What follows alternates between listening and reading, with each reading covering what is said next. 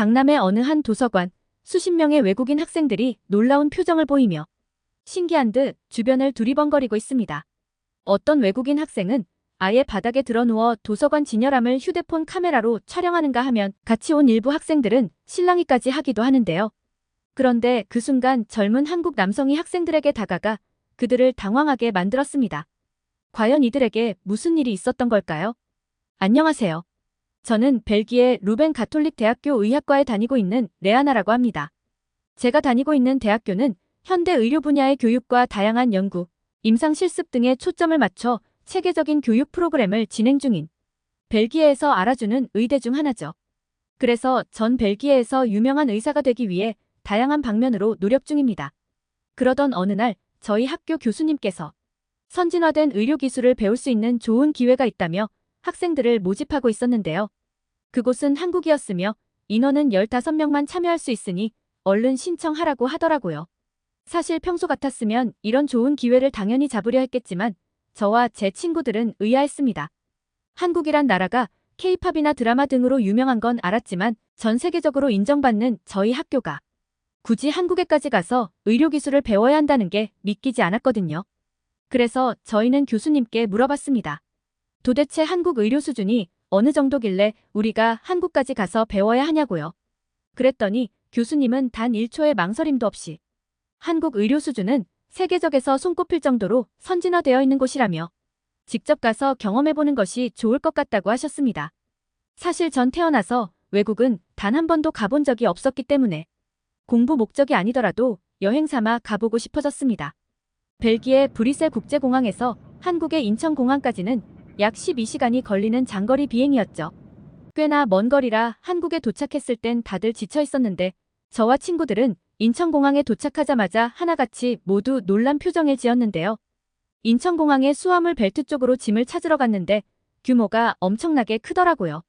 저희 브뤼셀 국제공항도 제법 큰 편이었지만 한국 인천공항의 수화물 벨트는 비교가 안 될 정도로 더 어마어마하게 커 보였습니다. 그리고 짐을 찾고 나오면서도 저희는 모두 주변을 둘러보기 바빴습니다. 왜냐하면 현대적이고 웅장한 인천공항 내부 모습에 압도되는 것 같았거든요. 저희 교수님은 한국을 여러 번 다녀와 보셔서 이런 모습이 익숙하신 듯 두리번거리는 저희를 바로 인솔해 주셨습니다.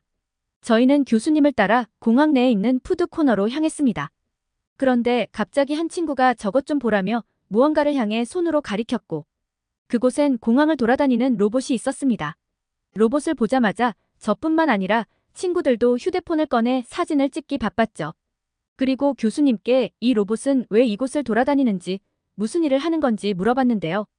로봇은 탑승구 위치나 수화물 수령 장소 혹은 공항 안내를 하는 서비스와 출입국 절차 등 다양한 정보들을 여행자들에게 제공하는 역할을 한다고 했습니다. 이 외에도 실시간으로 한국의 날씨나 편의 정보를 제공하거나 공항 보안과 안전 관련한 일을 하는 로봇도 있다고 하더라고요. 사실 인터넷으로 한국의 IT 기술이 뛰어나다는 것은 본 적 있었는데 실제로 이렇게까지 발전된 기술을 보고 나니 더욱 실감이 되는 듯 했습니다. 그렇게 이동한 푸드 코너에는 한식은 물론 일식, 중식 등 여러 국가 음식들도 있었고 햄버거나 피자 등 패스트푸드 체인점들도 쉽게 찾아볼 수 있었습니다. 교수님은 이곳에선 간단하게 요기만 하고 제대로 된 한국 음식은 나가서 먹자고 하셨습니다. 그렇게 교수님과 저희들은 가볍게 햄버거를 먹으며 주변에서 식사하는 사람들을 구경하고 있었는데요. 그러던 중 건너편 테이블에서 엄마와 아들로 보이는 모자가 갑자기 자리에서 일어나 어딘가로 가더라고요. 그런데 놀라웠던 건 그들이 앉아있던 테이블 위에는 가방과 휴대폰 등의 짐이 그대로 있었다는 것이었습니다. 이 모습을 본 저와 친구들은 그대로 놀라 입을 다물지 못했는데요. 저렇게 휴대폰이나 가방을 그대로 두고 가면 다른 사람들이 훔쳐갈 텐데 어쩌려고 저렇게 그냥 두고 나간 건지 경악하고 있었습니다. 근데 정말 놀라웠던 건 엄마와 아들이 앉아있던 테이블 근처에 많은 사람들이 지나갔지만 그들의 휴대폰이나 가방을 아무도 훔쳐가지 않았을 뿐더러 관심조차 없어 보였다는 점이었습니다. 아마 저희 벨기에에서 이런 일이 있었다면 1분도 지나지 않아서 가방이나 휴대폰, 옷 등이 바로 사라졌을 거예요. 그렇게 저희가 놀라고 있는 모습을 보신 교수님이 말씀하셨습니다. 한국 사람들은 테이블 위에 주인이 없는 물건이 올려져 있어도 남의 물건을 가져가지 않는 훌륭한 시민의식을 가지고 있다며 우리 벨기에 사람들도 본받고 배워야 할 점이라고 하셨죠. 그렇게 식사를 마치고 저희는 숙소로 향했는데요. 교수님은 저희가 갈 곳이 한국의 수도인 서울이며 세련되고 현대적인 도시라 직접 보면 저희들이 깜짝 놀랄 거라고 장담하셨습니다. 교수님이 이렇게까지 말하시는 걸 보면 서울이란 도시는 첨단 시설들이 많은 현대적인 도시겠구나 생각하며 버스에 올랐습니다. 그렇게 한참 달리고 나니 저희가 지낼 호텔 근처에 내리게 되었는데 바로 앞에 호텔은 없고 웬 집들이 보이더라고요. 저희는 이곳에 우리가 지낼 호텔이 있는 게 맞는지 교수님께 물었는데 그저 웃으시며 맞다고 하셨습니다. 조금 더 걷다 보니 어떤 건물에서 한국인 직원분이 나왔고 저희를 안내해 주셨어요. 저희가 한국에 있는 동안 지내게 된 호텔은 안국역 근처에 있는 한옥 호텔이었는데요.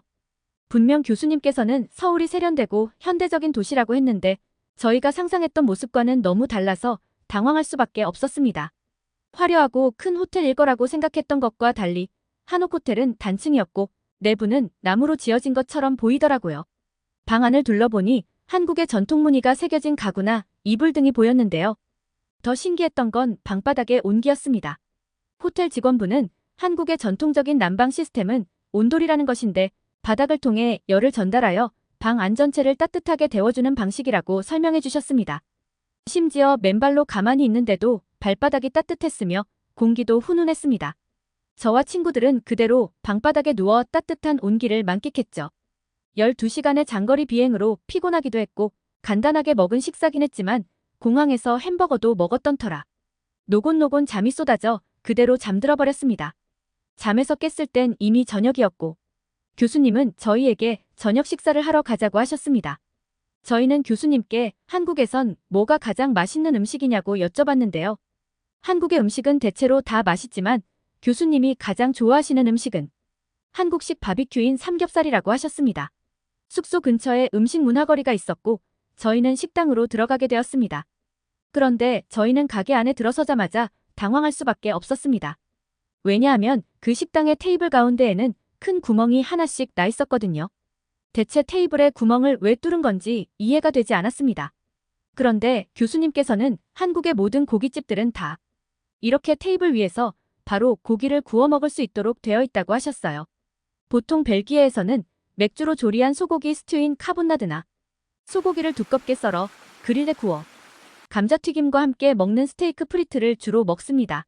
하지만 한국에선 생고기를 직접 테이블 위에 올려서 굽는다니 신기했어요. 그런데 저희가 메뉴를 주문하지도 않았는데 직원분은 테이블 위에 야채들과 각종 반찬들을 올려주기 시작했습니다. 저희는 메뉴를 주문하지 않았는데 왜 음식을 가져다 주는 건지 교수님께 여쭤봤고 한국에서는 기본 반찬을 제공해 주는데 돈을 받지 않으며 리필도 된다고 말씀해 주셨어요. 돈을 받지 않는 기본 반찬이 있다는 것도 신기했는데 리필까지 된다니 정말 놀라웠죠. 그리고선 바로 삼겹살을 주문했고 고기가 나오자마자 직원분이 불판 위에 고기를 올려 굽기 시작했습니다. 직원분께서 다 익은 고기를 각자 접시에 한 점씩 올려주셨습니다. 그리고선 야채 위에 다양한 반찬들을 넣고 싸먹으면 맛있다고 하면서 직접 상추 위에 쌈장을 찍은 고기 한 점과 구운 김치와 마늘을 넣어 싸주시고 먹어보라고 하셨습니다. 벨기에에서도 엔다이브라고 하는 잎채소에 양파나 아보카도, 연어 등을 올려서 먹는 음식이 있는데 그것과는 차원이 다르게 한국의 삼겹살쌈은 정말 너무나도 맛있었습니다. 왜 교수님이 한국의 많은 음식 중 삼겹살을 제일 좋아한다고 하셨는지 한 번에 이해가 갔습니다. 그렇게 삼겹살을 다 먹어갈 때쯤 직원분이 오시더니 밥을 볶아드려도 되겠냐고 하시더라고요. 배가 부른데 밥을 더 먹으라니 저희는 배불러서 더 이상 못 먹을 것 같다고 했지만 교수님은 직원분께 밥을 볶아달라고 하시더라고요. 그리고 저희한테 한국에서는 고기를 먹고 난 후에 밥을 볶아 먹어야 진짜 식사를 하는 거라고 하셨습니다. 그럼 지금까지 저희가 먹은 건 식사가 아니고 뭔가 싶었지만 교수님 의견에 따르기로 했죠. 이어서 직원분이 불판에 밥과 남은 삼겹살, 주변에 있던 콩나물 등 반찬을 모두 넣고 볶아주기 시작하셨습니다. 처음엔 테이블 위에 남은 반찬을 모두 넣길래 먹어도 되는 건가 싶었는데 점점 시간이 지날수록 맛있는 냄새가 솔솔 풍기더라고요. 그리고 저희는 바로 볶음밥을 한 입씩 맛을 보기 시작했습니다. 이미 배가 불렀던 터라 한 입만 맛봐야겠다고 생각했지만 한 입 먹었을 땐 세상에 이렇게 맛있는 밥을 맛본 건 처음이었습니다. 친구들이 저한테 맛있냐고 물어봤지만 저는 그냥 빨리 먹어보라고 하고 계속 볶음밥을 먹기 시작했죠. 제 모습을 본 교수님은 호탕하게 웃으시며 맛있어 할 줄 알았다며 많이 먹으라고 하셨습니다. 분명 배가 불렀었는데 볶음밥은 계속 먹게 되는 신기한 경험을 하게 된 첫날이었습니다. 그렇게 다음날 저희는 강남에 있는 삼성서울병원 미래의학연구센터를 방문하게 되었습니다. 의료대학에는 임상실습은 물론 교육과 연구 등 다양한 분야에서 뛰어난 성과들을 보이고 있었죠. 한국의료대학 프로그램은 저희가 보기에도 굉장히 체계적이고 전문적이었으며 최신 의학 지식과 기술들을 학생들에게 전달했습니다. 저희도 현장에서 실습 기회를 제공받게 되어 한국의 학생들과 의료 지식들을 배울 수 있었고 실습을 통해 한층 더 성장할 수 있는 계기가 되었습니다. 그리고 한국인 친구와 대화를 나누다 도저히 믿을 수 없는 이야기를 듣게 되었는데요. 저는 의학과 관련된 책들을 보고 싶은데 이 근처에서 책을 대여할 수 있는 곳이 있는지 물어보니 강남구청역에 가면 지하철역 안에 책을 대여해주는 자판기가 있다고 했습니다. 저는 내가 외국에서 왔다고 놀리는 거냐고 언성을 높였는데 그 친구는 진짜라며 함께 가자고 하더라고요. 그렇게 교수님께 이야기를 하고 한국인 친구와 제 친구들도 함께 강남구청 역사로 향했습니다. 그런데 정말 놀랍게도 지하철 역사 안에는 책을 대여해주는 자판기가 있었고 바로 한국인 친구에게 화내서 미안하다고 사과도 했습니다. 벨기에에는 이런 게 전혀 없어서 책 자판기라는 게 있을 줄 상상도 못했다고 했어요. 그랬더니 한국인 친구는 괜찮다고 웃으며 스마트 도서관 책 자판기 앞으로 데려가 주었고 그 친구의 추천으로 책을 한 권 빌릴 수 있었습니다. 벨기에에서는 책을 대여하거나 구매하려면 도서관이나 도서대여점을 가야 했는데 한국에서는 이렇게 지하철 역사 안에서도 책을 손쉽게 빌릴 수 있다는 게 놀라웠죠. 우리 벨기에에도 이렇게 쉽고 편하게 책을 빌릴 수 있는 곳이 있다면 얼마나 좋을까 싶었어요. 그래서 저는 이런 환경에 있는 한국의 학생들이 너무나 부럽더라고요. 저희는 다시 벨기에로 돌아와 학업에 열중하고 있습니다. 가끔 한국에서 좋았던 기억이 떠올라 교수님께 또 한국에 갈 기회가 있는지 물어보면 저에게 가장 먼저 알려주시겠다고 했습니다. 언제가 될지 모르겠지만 한국에 또 가게 될 수 있을 거란 생각만으로도 설레게 되는 것 같아요. 오늘 준비한 영상은 여기까지입니다. 구독과 좋아요는 영상 제작에 큰 힘이 됩니다. 끝까지 시청해주셔서 감사합니다.